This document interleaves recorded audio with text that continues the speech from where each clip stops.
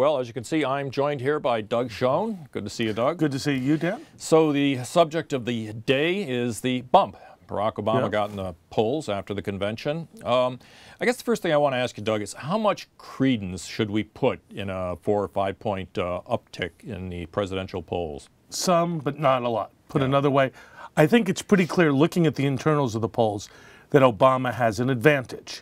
I think he'll lose a couple of points of that advantage. But I don't think this is an even race. I think he's got a slight advantage. And when we turn to the swing states, I think that will become clearer still. What do you see out there in the swing states? He's got a lead in Ohio, Virginia, and possibly North Carolina, which is a little bit surprising. Yeah, here's how I see it. Again, no spin, just direct. Yeah. Florida is dead even. If I had to bet today, I think Governor Romney wins Florida. Ohio's not even. Obama 5 points ahead in the PPP poll today. The anecdotal talk that I get from both campaigns is that the lead could be a little bit more. Put simply, Romney's got to win Ohio to win this election, as far as I can see. Yeah. Virginia, dead even. Iowa, even or slight Obama advantage. Wisconsin, a slight Obama advantage. Pennsylvania, Michigan, Obama. New Hampshire, slight advantage. Colorado, slight advantage, Obama.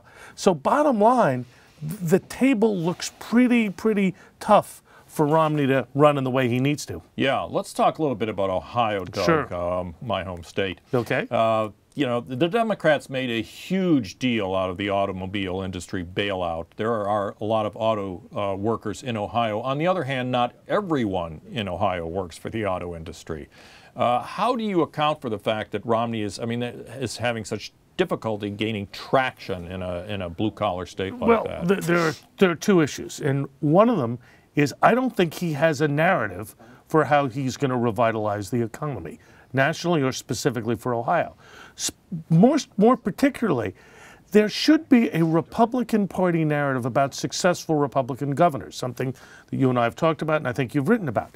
They haven't done that. And because they don't have a counter-narrative to the Democratic narrative, I think that they are suffering because Ohio is a blue-collar, marginally Democratic state. Doug, do you think this same thing is what's causing Mitt Romney obvious problems with the women vote, especially suburban women, who are obviously full of anxiety in an economy like this, looking for somebody who's going to... I think that's absolutely right. I also think the Democrats playing on reproductive rights and the war on women, I wouldn't overestimate its impact, but it's worth a couple of points. Take those two factors together, it's enough to cause Romney real problems. How much time do you think the Romney camp has to start providing the sort of narrative you're describing? I mean, you know, it's getting close, and God knows the debates are going to be a big deal, but there's a point beyond which people start making up their mind. We're getting pretty close to that, Dan. What I would do as a strategist, I would buy a block of TV time, 15 minutes, half hour nationally, and I say this without any fear of being called a flatterer. I would take your editorials and say, this is why I'm running, this is what I'm going to do, these are my specific tax policies, this is how I promote growth, this is how we reform entitlements. I'm telling you what I'm going to do, he won't, and I'm going to change America. He hasn't done it. I think it works to his disadvantage.